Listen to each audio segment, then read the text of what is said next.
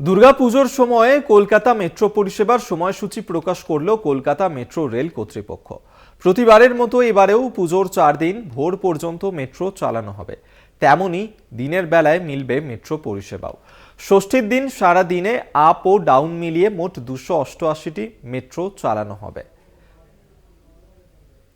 পুজোর 4 দিন ভোর পর্যন্তই চলবে মেট্রো। পুজোয় মেট্রো পরিষেবার সময়সূচি প্রকাশ করেছে মেট্রো কর্তৃপক্ষ এবং দর্শনার্থীদের কথা মাথায় রেখেই বিশেষভাবে মেট্রো পরিষেবা দেওয়া হবে। এবারের পুজোতে দুর্গাপুজোর সময় কলকাতা মেট্রো পরিষেবার সময়সূচি প্রকাশ করা হয়েছে এবং বলা হয়েছে যে প্রত্যেকবারের মতোই এবারেও পুজোর 4 দিন ভোর পর্যন্তই মেট্রো চালানো হবে।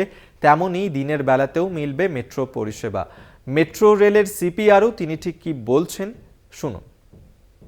দক্ষিণেশ্বর থেকে কবি সুভাষ, চতুর্থী এবং পঞ্চমী, প্রথম এই দুটোর কথা বলি। প্রথম ট্রেনটি ছাড়বে সকাল 6:50 কবি সুভাষ এবং দক্ষিণেশ্বর দুটো এন্ড থেকেই, আর শেষ ট্রেনটি পাবেন রাত্রি 10:40 কবি সুভাষ এবং দমদম দুটো এন্ড থেকেই। মহাষষ্ঠী মোটামুটি কলকাতা শহরে মানুষ ঠাকুর দেখতে বেরোয়। প্রথম পরিষেবা চালু করব আমরা সকাল 6:50 দুটো এন্ডেই, আর শেষ ট্রেনটি ছাড়বে কবি সুভাষ থেকে দমদমের উদ্দেশ্যে রাত্রি 12টায় এবং দমদম থেকে কবি সুভাষের উদ্দেশ্যে ট্রেনটিও ছাড়বে রাত্রি 12টার সময়। মহাসপ্তমী, মহাষ্টমী, নবমী আমাদের প্রথম পরিষেবা চালু হচ্ছে দুপুর 12:55 দমদম থেকে দক্ষিণেশ্বর এবং কবি সুভাষ থেকে দক্ষিণেশ্বরের উদ্দেশ্যে।